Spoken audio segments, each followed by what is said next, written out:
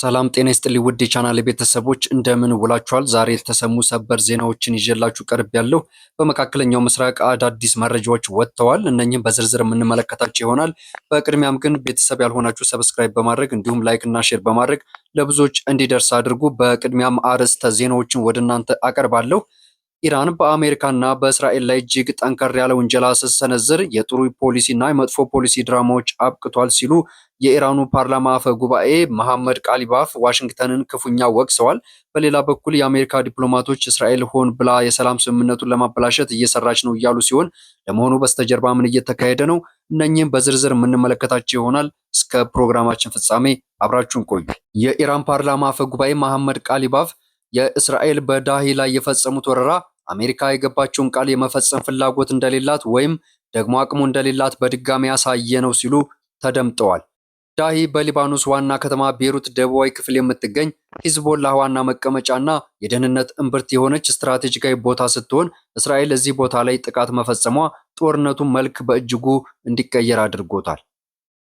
ኢራን የምትለው አሜሪካ በይፋ ሰላም እፈልጋለሁ፣ ቀጠናውን እንዳይቀጣጠል እሰራለሁ ብትልም በተግባር ግን እስራኤል ለምትፈጽመው እያንዳንዱ ጥቃት አረንጓዴ መብራት እሷ እራሷ ናት ሲሉም ተደምጠዋል። አሜሪካ በእስራኤል ላይ ምንም አይነት ተጽዕኖ መፍጠር የማትችል አቅመ ቢስ ሀገር ናት፣ ወይም ደግሞ ሆን ብላ እስራኤልን ተጠቅማ በዲፕሎማሲው ጠረጴዛ ላይ ከኢራን ጥቅማ ጥቅሞችን ለመንጠቅ የምትሞክር አታላይ ሀገር ናት ሲሉም ቃል አቀባዩ ተሰምተዋል። በሁለቱም መንገድ ግን ከኢራን የምትገኘው ምንም አይነት ስምምነት ወይም ቅናሽ እንደሌለው አስገንዝበው ተናግረዋል። መሐመድ ቃሊባፍ አክለውም አረንጓዴ መብራት በመስጠት ስምምነቱን ማግኘት አትችሉም፣ የጥሩ ፖሊሲና የመጥፎ ፖሊሲ ጨዋታው ጊዜ አልፎበታል፣ ቃላችሁን ለመጠበቅ ፍላጎትና አቅም ከሌላችሁ ስለ ቀጣዩ መንገድ ማውራት አይቻልም ሲሉም በጽሞና ተሰምተዋል። መጥፎ ፖሊሲ ወይም እስራኤል ጦርነትና ጥቃትን በመክፈት ቀጠናውን ሲያውክ፣ እንዲሁም ደግሞ ጥሩ ፖሊሲ የምንለው አሜሪካ የምትከተለው ሲሆን እባካችሁ ተረጋጉ እያሉ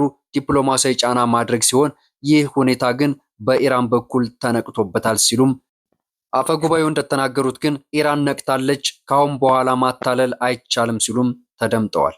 ይህ በፖለቲካ ሳይንስ ጉድ ኮፕ ወይም ባድ ኮፕ የሚባለውን ስልት አንደኛው ወገን እጅግ ጨካኝና አስፈሪ ሆኖ ሲቀርብ እስራኤል በቦምብ ስትደበድብ፣ ሁለተኛው ወገን ደግሞ አሳዛኝና አስታራቂ በመምሰል ወይም አሜሪካ የሰላም ስምምነቱን ይዛ ስትመጣ ተደራዳሪውን አካል የማስገደር ስልት ሲሆን ኢራን ይህንን ስልት ቀድማ እንደነቃችም እየተናገረች ሲሆን አሜሪካ በስተጀርባ ሆና እስራኤልን እያስታጠቀች በፊልም ላይ ግን አስታራቂ መስላ የምታደርገው ቲያትር አሁን አያዋጣትም እያሉ ይገኛሉ። በተለይም አሜሪካ የገባችውን ቃል የማታከብር ከሆነ ለምሳሌ የማዕቀብ መላላትን በተመለከተ ኢራን ወደፊት ምንም አይነት የሰላም ድርድር ውስጥ እንደማትገባ ግልጽ መልእክት አስተላልፈዋል። ፎክስ ኒውስ የዋሽንግተን ምንጮችን ጠቅሶ እንደዘገበው አንድ ከፍተኛ የአሜሪካ ዲፕሎማት እንደተናገሩት ዛሬ በቤሩት የተፈጸመው ጥቃት በስምምነቱ ላይ ትልቅ መወሳሰብን ፈጥሯል። ይህ ጥቃት እስራኤልን ሆን ብላ ፕሬዝዳንቱን ከኢራን ጋር ሊያደርጉት የነበረውን የመግባቢያ ስምምነት ለማበላሸት ያደረገችው ግልጽ ሙከራ ነው ሲሉም ተደምጠዋል። ይህ ዘገባ የሚያሳየው በአሜሪካና በእስራኤል መካከል ወይም በአሜሪካ ውስጥ ለውስጥ የባለስልጣን መካከል ትልቅ የፖለቲካ መቃረን እንዳለና አሜሪካ ከኢራን ጋር የኒኩለርም ይሁን የቀጠናዊ መረጋጋት የመግባቢያ ስምምነት ለመፈራረም በዝግጅት ላይ የነበረች ሲሆን ነገር ግን እስራኤል አሜሪካና ኢራን እንዲስማሙ አይፈልጉም ተብሏል። ይህ በእንዲህ እንዳለ እስራኤል አሜሪካና ኢራን እንዲስማሙ አትፈልግም፣ ምክንያቱም ሁለቱ ሀገራት ከተስማሙ የኢራን ማዕቀብ ሊነሳና ቀጠናዊ ተጽዕኖም ሊጠናከር ይችላል የሚል ስጋት አላት። ስለዚህ ቤሩት ላይ ጥቃት በመፈጸም ኢራን እንድትቆጣና ድርድሩን እንድታቋርጥ ቦምብ ላይ የፈጠረችው ሴራ ነው ሲሉም ዲፕሎማቱ አጋልጠዋል።